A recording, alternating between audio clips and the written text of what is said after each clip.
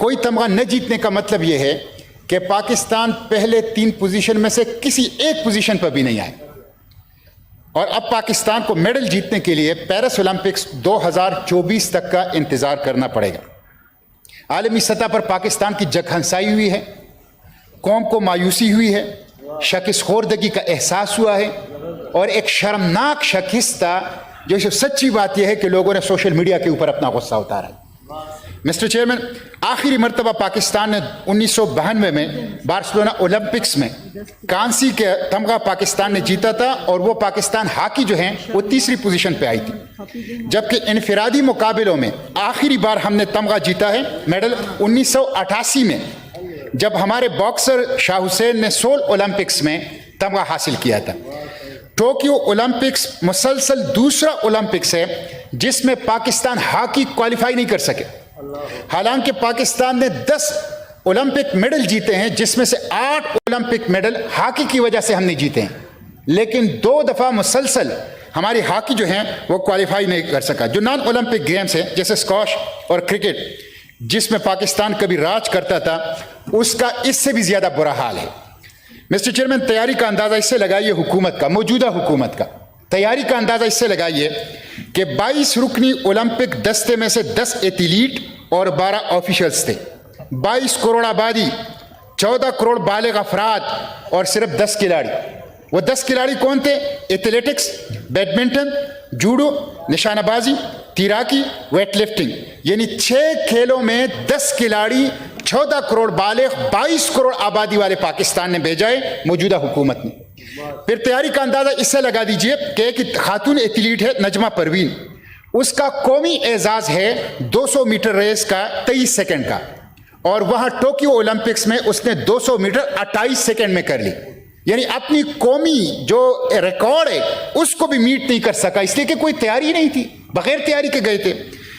मौजूदा हुकूमत की तैयारियों का ओलंपिक का अंदाजा इससे लगा दीजिए कि वेट लिफ्टिंग में तलहा तालिब ने ज़ाती सलाहियत और मेहनत पर कारकर्दगी दिखाई, लेकिन साफ नज़र आ रहा था कि वो ग़िज़ाइयत की कमी का शिकार है, वो ट्रेनिंग की कमी का शिकार है, वो नफसियाती दबाव का शिकार है, और आखिरी मुकाबले में जब वो बैठा था तो उसके साथ कोई कोच नहीं था, उसके साथ अपनी फेडरेशन का सदर था जिसका कोई काम नहीं था, वहाँ गया था।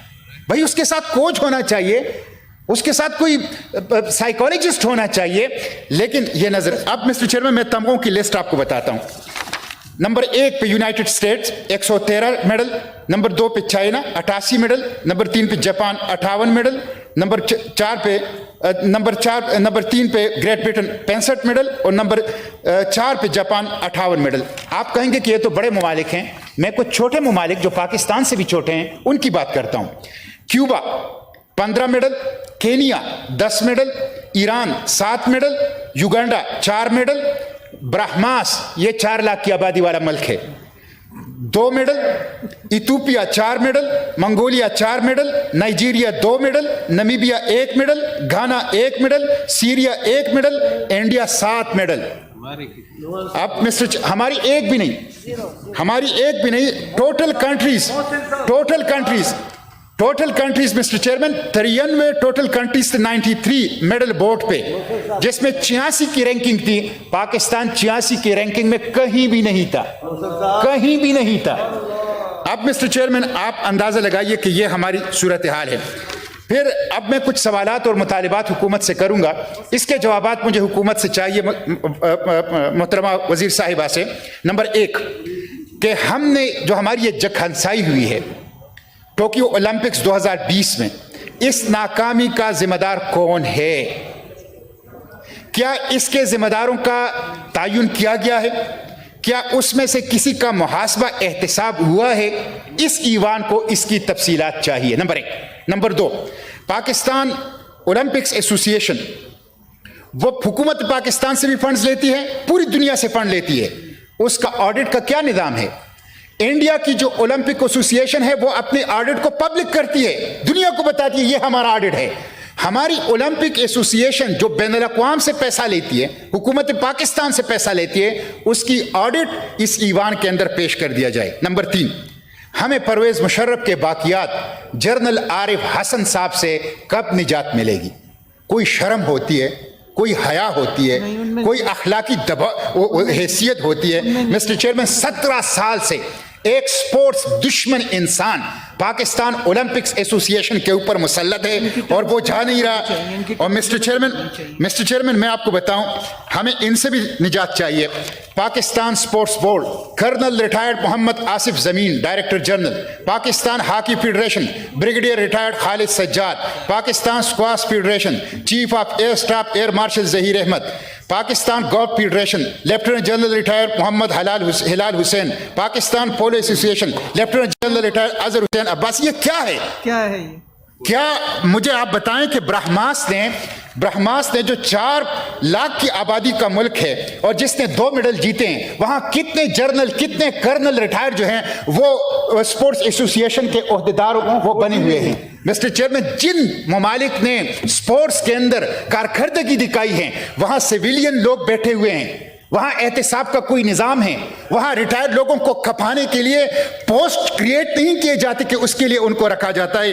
اس لیے مسٹر چیئرمین, پاکستان سپورٹس کو آزادی چاہیے. پاکستان سپورٹس غلام ہے, پاکستان سپورٹس وہ ہاسٹیج ہے, اغوا ہے.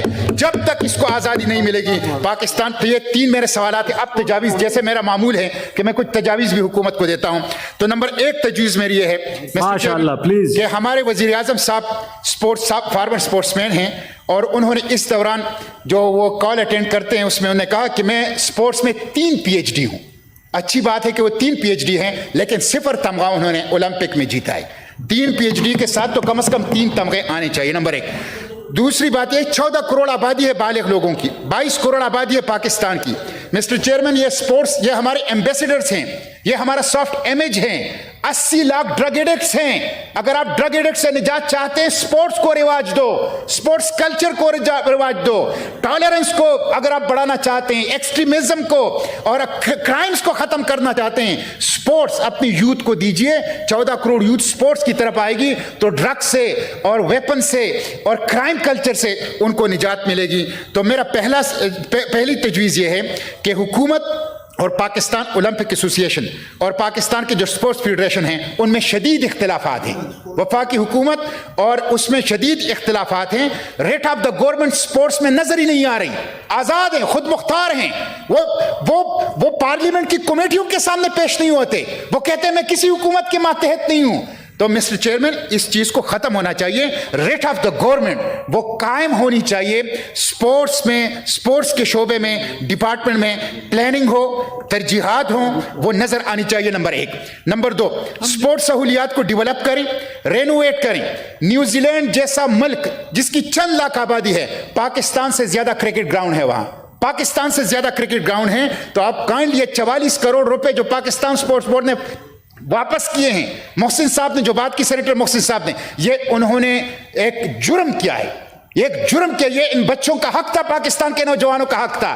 کیوں آپ نے واپس کیے؟ کیوں آپ لوگوں نے خرچ نہیں کیے نوجوانوں کے اوپر؟ کیوں سپورٹس کی ترقی پر خرچ نہیں کیے؟ اس لیے ان کا تو اس پہ محاسبہ ہونا چاہیے. تو رینوویٹ کریں, ڈیولپ کریں, اور کرکٹ جو ہے وہ سہولت ہے. تیسری چیز جو ہے وہ یہ کہ اسکول اور تعلیمی اداروں کو الائن کرے سپورٹس پالیسی اور ترجیحات کے ساتھ. پھر کالجز, یونیورسٹی اور سپورٹس فیڈریشن کی کوارڈینیشن کریں, سرپرستی کریں, تاکہ ہماری ٹیلنٹ آگے آئے. اتنا ٹیلنٹ اس پاکستان کے اندر چھپا ہوا ہے. اس دن میں پنجاب کے گاؤں کا سوشل میڈیا پہ دیکھ رہا تھا. یہ پروونشل سبجیکٹ نہیں ہے ویسے سپورٹس؟ جی بتائیں جی. وہ تو منسٹر صاحب, تو میری درخواست یہ ہے کہ یہ جو یہ جو تجاویز ہیں اس کی روشنی میں کم از کم آپ سپورٹس کو کر لیں. یہ ہمارا سافٹ امیج ہے. پاکستان خودکش دھماکوں کے لیے, پاکستان ایکسٹریمزم کے لیے, پاکستان انتہا پسندی کے نام سے یاد رکھا جائے گا. اس ٹیلنٹ کو آگے لے آئیں. یہ آپ کا سافٹ امیج بھی ہے. یہ آپ کو پاکستان کی ایک سفیر بن کے پاکستان کی جو امیج ہے اس کو بہتر بنائے گا. تو یہ جو پاکستان اولمپک ایسوسی ایشن ہے ان کی میں کہتا ہوں کہ اس کی ریزگنیشن لینی چاہیے, اس کی ڈسمسل ہونی چاہیے, اور اس کو اس کا محاسبہ ہونا چاہیے, اور ان کو اس مجرمانہ غفلت کی جو 17 سال سے کر رہے ہیں اس کی سزا ملنی چاہیے. تھینک یو جی. Honourable minister of inter provincial coordination جی, ڈاکٹر